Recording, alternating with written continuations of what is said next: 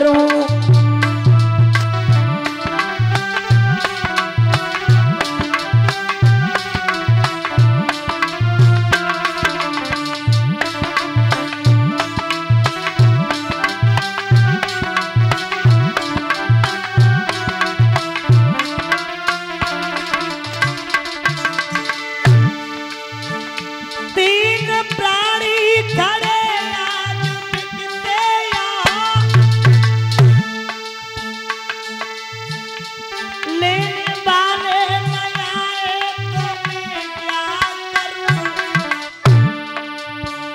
थोड़ी कीमत है कोई ज्यादा नहीं,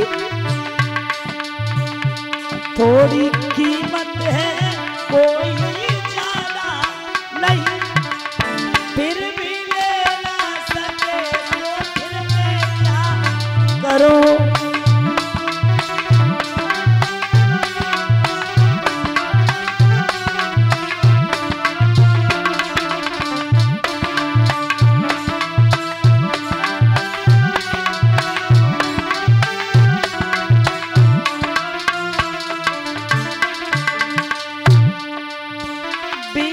बजरिया जाइके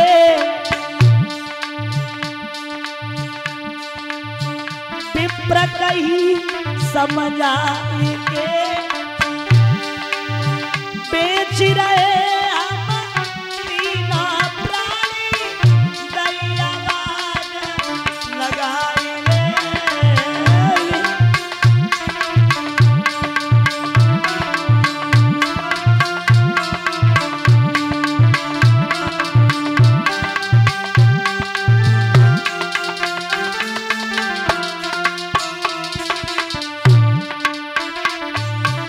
राजन कैसी दिखे नारी भयो विधाता माँ मेरे,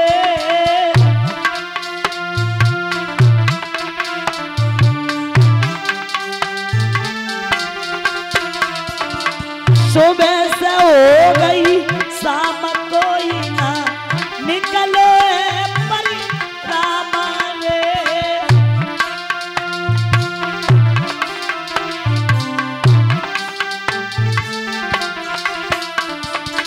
एक चांदाल आई के लीनो बोल कराई रे, बेच रहे हम तीनों प्राणी दैयावाज लगाई रे।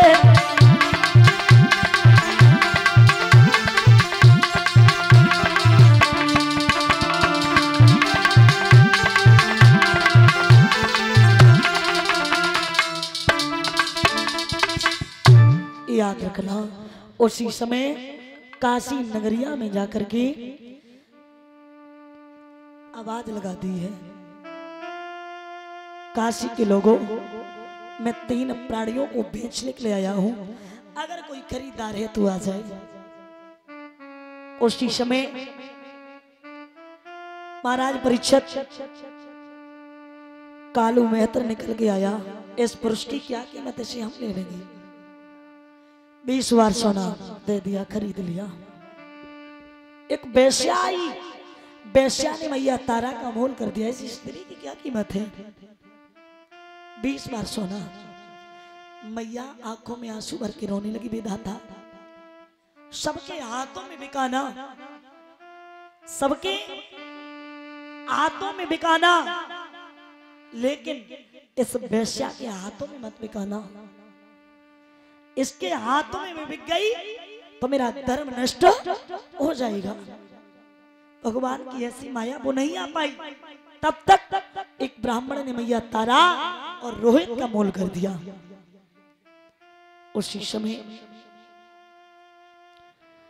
खरीद लिया, तीनों प्राणी बिक गए। परीक्षित जी ध्यान देना, जब तारा हरिश्चंद्र से अलग हुई है तो हरिश्चंद्र ने बात कही आंखों में आंसू भर के, तारा तारा मैं मानता हूं मेरी गलती है जो मैंने तुम्हें बेच दिया तारा, लेकिन मुझे माफ कर देना, क्योंकि कोई भी पति कितनी भी मुसीबत पड़े अपनी पत्नी को नहीं बेचता है, और मैंने तुम्हें बेच दिया। तारा जाओ, नर मरते मरते भी नारी को नहीं बेचते हैं, और हम खुद पहले से बाकी हैं जो सब मर्याद बेचते हैं। तारा तुम जहां रहो वहां सुखी रहो, याद हमारी करियो ना, जब धर्म के पीछे बिछुड़ गए, जब धर्म को पीठ दिखाइयो ना। तारा इस धर्म की खातिर बिक गए, इस धर्म का हर पल ध्यान रखना। तारा तारा इधर चली आई, हरिश्चंद्र उधर चले गए। हरिश्चंद्र पानी भरने लगे, भोजन आता है, वही विश्वामित्र कहीं बिल्ली के रूप में, कहीं अंधा के रूप में, कहीं लंगड़ा के रूप में, कहीं कौड़ी के रूप में आते और भोजन कर जाते हैं। भोजन नहीं मिला, 27 दिन हो गए, पानी भरने के लिए गए, शरीर जर्जर हो रहा है, शरीर में इतनी ताकत नहीं है। तब तक तारा आ गई, और जैसे ही तारा आई, हरिश्चंद्र बोले तारा तुम्हारे जैसी स्त्री हर पति को मिले, तुमने तो मेरे हर सुख दुख में साथ दिया। तारा आज तुम फिर आ गई, मेरे इस घड़ा को उठवा दो। तारा घड़ा को उठवा दो। सुनो, रनिया उठवाई दे गगरिया मेरी जल की वरी। तारा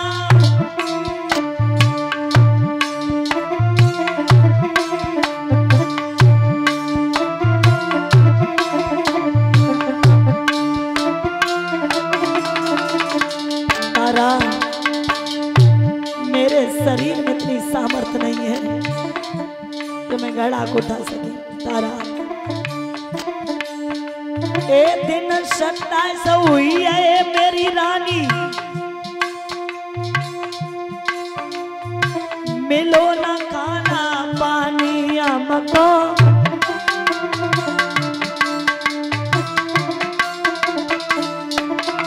तारा पैदल चलो नाम से जावे, मेरी काया सबक मिलानी। चलत पे दुखे मेरी कमरिया, रानी जल की बही।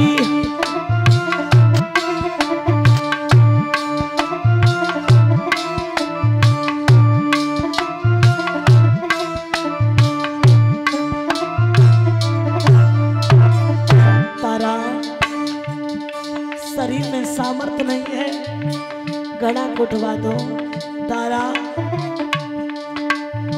तने कसारो दे नारी हमारी,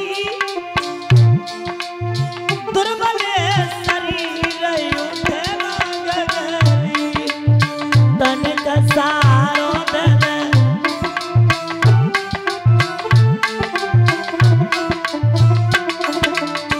तो तारा कहती है स्वामी तुम पे बंगी गड़ा पे ब्राह्मण गगरी, तुम पे बंगी गड़ा पे ब्राह्मण गगरी। कैसे उठवाऊं स्वामी सब बिगरी।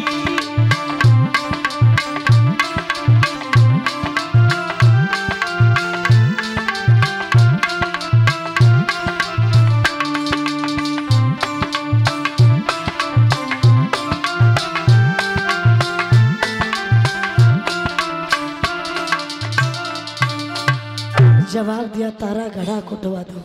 तारा घड़ा को उठवा दो। तारा कहती है स्वामी माफ करना, आप एक मेहतर के यहाँ काम करने वाले और मैं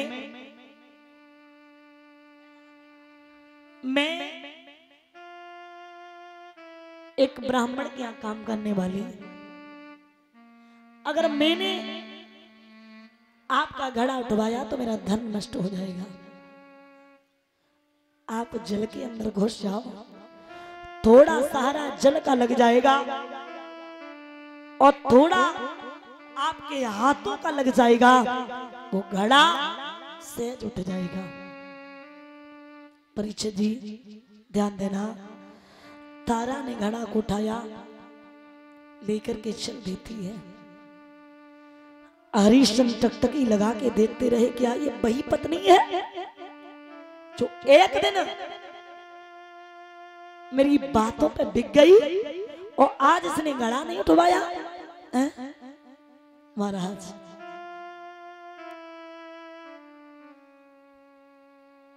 तारा चली आई, हरिश्चंद्र पे वो घड़ा फूट गया। कालू महेंद्र बोला, अरे हरिया, ऐसे घड़ा तू रोज फोड़ेगा? अरे तेरे लिए कहां से घड़ा आएंगे?